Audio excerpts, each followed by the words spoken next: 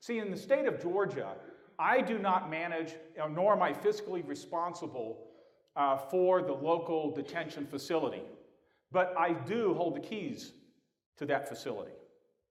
So why would it benefit a juvenile court judge to want to reduce detention when it's not going to cost my county anything? Well, it's because it's the right thing to do. How we analyzed data in Georgia was using the epidemiology model, the study of diseases, okay? In fact, that's exactly what y'all do, whether you know it or not, okay? So what is the epidemiology model? Well, it's the study of diseases, but it's how you go about doing it. You do it by identifying those who are at risk. You then look to see what are the underlying determinants or causes of that disease, all right? For the purpose of being able to make that connection so you can identify an effective treatment plan. Now, listen to this. Here's two basic principles of epidemiology. Number one, diseases do not occur by chance, right? Diseases do not occur by chance. Number two, all right, diseases are not randomly distributed. Now, I want you to replace diseases with disruptive behaviors. Disruptive behaviors do not occur by chance, folks. Disruptive behaviors are not randomly distributed. And if they do not occur by chance, and if they're not randomly distributed, that means they can be studied. You can identify their underlying causes, and you can develop an effective treatment. And one of those effective treatments that we know from the evidence is MST, okay? So in Georgia, what we did is that we developed a reinvestment program, and we said, okay, we're going to draw a bright line. We recognized that nearly 40% of those kids placed in secure detention and secure confinement were already low-risk offenders. We were not doing a good job of who we were placing in secure confinement. They were not the high-risk offenders, okay? And we know that best practices say that you should be targeting high-risk offenders. You should be, once you identify low-risk offenders, you should be doing other things with them. For example, there was a recidivist study done on all kids that came into court, the complaint was filed, and we diverted them. We did a 3-year recidivist study. 70% of those kids we never saw again. Never saw again. And you know what we did? You know how we handled it? Put your hand out. Right? This is what we did. Now go and sin no more. That's all we did. Okay? All right? Because, you have those out there that are very critical, and they like to tell me, all you did was slap him or her on the wrist. Yeah, that's all we did.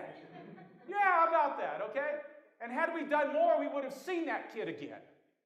We would have made that kid worse, because that's what the research shows. Once you place a kid in detention, you have already increased by 50% the risk that they will not graduate high school. Do you know kids arrested on campus are twice as likely not to graduate, and if they appear in court, they're 4 times as likely not to graduate. As goes graduation, so goes crime. As goes kids, so goes adults. You want better adults in your community? Well, you better start looking about how you treat the kids. And that's how you reduce crime. There is actually an algorithm to reducing crime, beginning with targeting at-risk offenders, all right? Assessing them for their criminogenic needs, matching them with evidence-based programs, using collaborative strategies will not only reduce crime, but you will also eventually, over time, reduce the level of poverty in your community. Which, by the way, produces a hell of a lot of trauma. Which I believe one day we will identify as the 9th criminogenic need, trauma, as one of the causes of delinquency. But now look at this. Look at residential. All right? Residential, now on the secure confinement, 65% over 3 years returned. When they got out, within 3 years, 65% came back, and at crimes worse than what put them in the first place. More victims. We were increasing more victims. Residential placement, same thing. Non-felony misdemeanor status, 53%. Low risk. Non-violent, 70%. Look at that. Recidivism rate, 54%. But look at the cost at nearly $29,000 a year. Now, that's not a very good return on one's taxpayers' dollars, right? And that's how we sold this, our reforms in Georgia. So, you can no longer commit a kid on a misdemeanor to the state of Georgia. No longer can you do that. Now a judge who wants to consider committing a kid on a felony to the state must do a risk and needs assessment, all right, which is now a validated instrument in the state of Georgia. And if the judge overrides the recommendation not to commit, the judge must put in writing in the order his or her justification explaining why he or she did that. And I wanted that in there because judges know that when that language is put in there, that means the judge is thinking, I better be careful what I'm doing here because this is an easy reversal on appeal for abuse of discretion. We've mandated our detention assessment instrument at the front door. No longer can kids be placed in detention willy-nilly. We've eliminated the detention of status offenders, those kids who, if the offense were committed by an adult, it would not be a crime. Runaway, smoking cigarettes, truancy. We no longer can arrest kids in Georgia for that. I mean, come on, okay? I mean, we still have many school systems in this country who are doing what? They're suspending kids for not coming to school. How stupid is that? And these are educators, you would think. Okay? All right? So you see, I just want to start it. Detention is not cost-effective. It's taxpayer waste. That's why we need to be implementing evidence-based community interventions like MST, okay?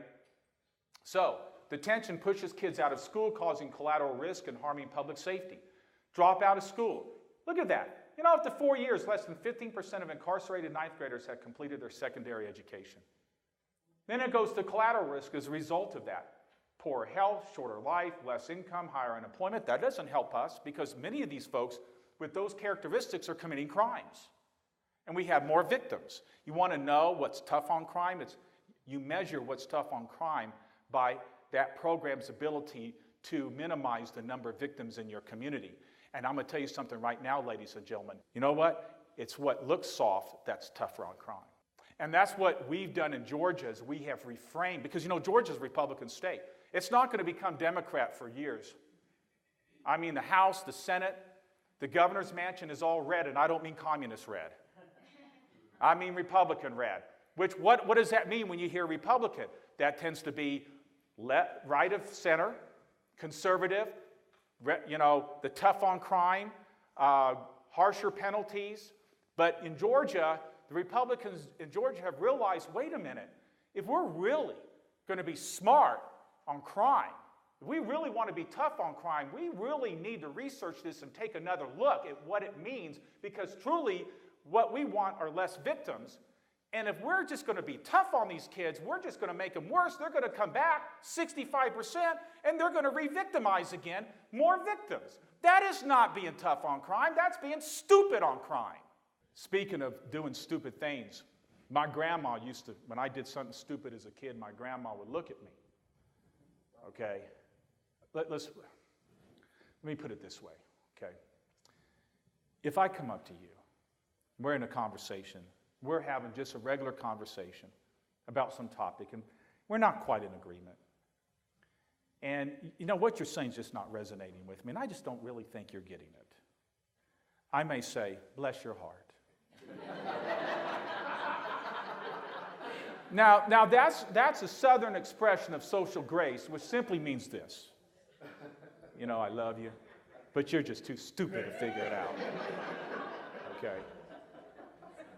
And that's what we were in Georgia. There were a lot of bless your hearts down in Georgia. Okay? We all loved each other. We had that Southern hospitality, but we were just too stupid to figure it out. Until one day we got a governor named Governor Deal, who used to be a juvenile court judge. That's right. Whose son is a Superior Court judge, who is responsible for an accountability court. a drug court, who's also well-versed in evidence-based practices and programs.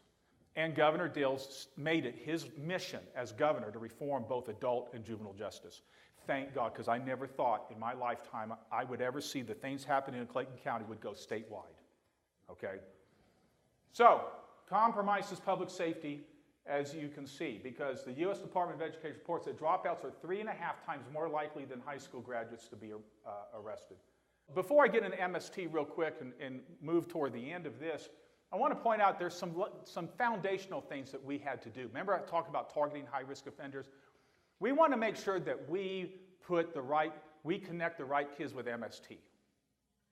So we had to make sure the low-risk kids, okay, the 70% we never saw again, we identified them. So we developed a diversion assessment tool. I created a division called Restorative Justice, okay? They handle all those diversions. In 2003, 2004 we signed, but we did it in 2003, the country's first school justice partnership agreement to reduce school arrest. As of today, our school arrests are down 91%. See that? 91%.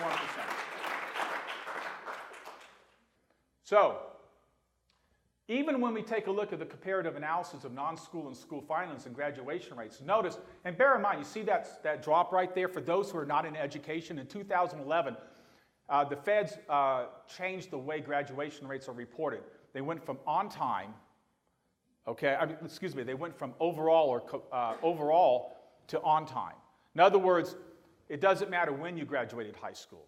5 years, 6 years, you got to report that kid. Not anymore. It's 4 years. So everyone in the United States, their graduation rates dropped, okay? But notice one thing. Do you see, what is one thing that's consistent despite that one drop? It keeps going up. It keeps going up, okay?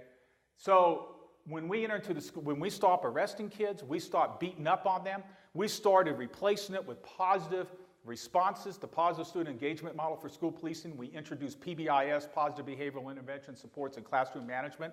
We reduced the number of suspensions. Okay, I mean, who would ever think that keeping kids in school would increase graduation rates? You know, hello? Is anybody home? Hello? Okay, you know, and so that's what happens, is that your graduation rates will go up, okay? And what happens when graduation rates, remember, as graduation goes, so goes crime, all right? And so look at this in terms of the impact it had on racial disparities in our county. You see that right there? That's the African American population. That's the white population. Our African American population, I mean, we have an overwhelming majority of African Americans in my county. Okay, all right. So you see there the white population, okay. But notice this is the African American filings on school offenses. This is the filings on white kids. Notice the disproportionate. See that disproportion? Look at that. Look at that. Okay. But then we introduced the school justice partnership. Now look at that. Okay.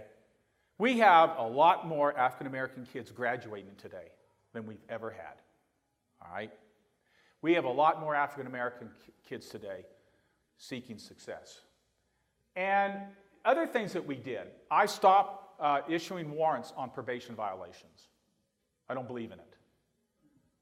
The only warrants that we issue on probation violation is absconders. When they've just left, they've gone. We have to do that. We have no choice. But technical violations, why would you arrest a kid on a technical violation that does not present a safety risk?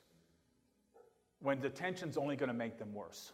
When you can even walk them in. If they're going to walk in, just walk them in. By God, what's wrong with walking them in?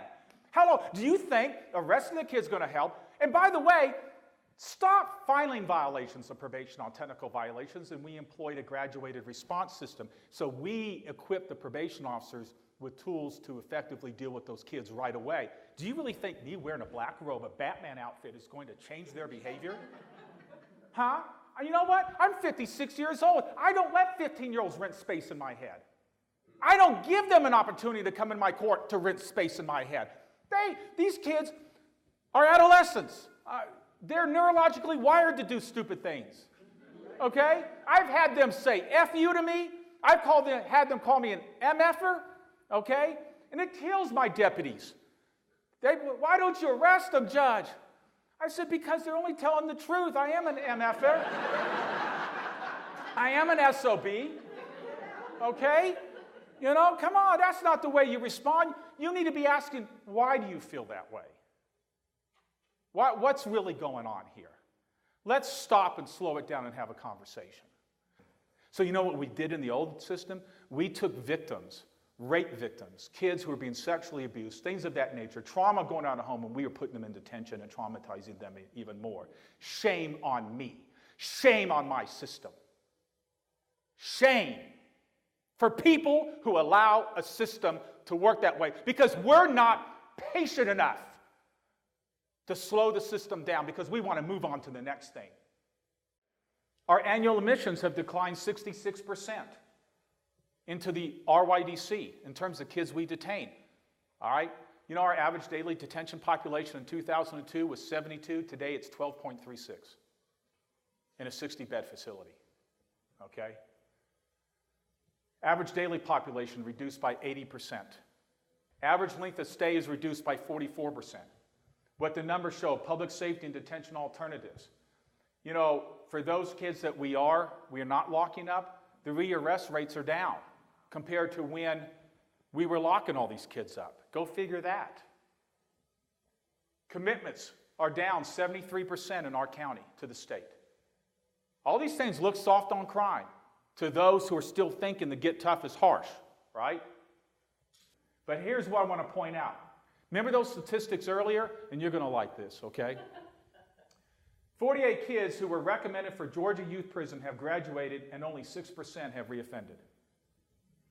These are high-risk offenders. These are kids that scare the hell out of you. Do you want a gun in your face? These kids put a gun in people's faces.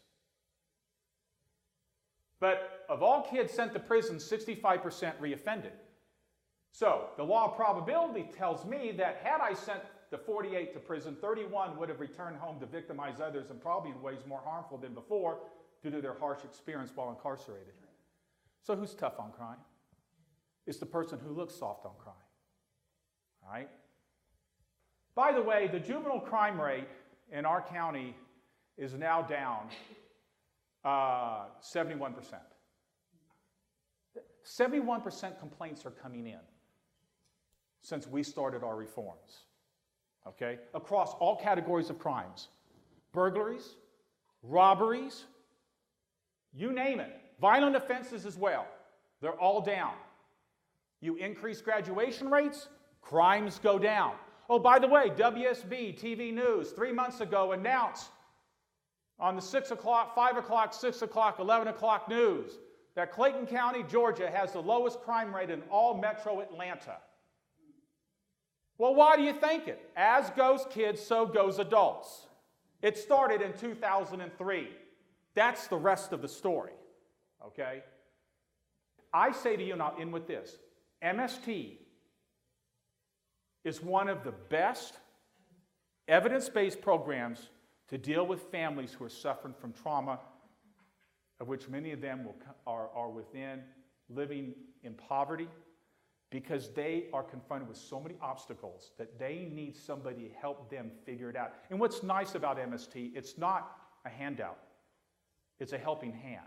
It's helping them understand their own dilemmas and trying to solve it.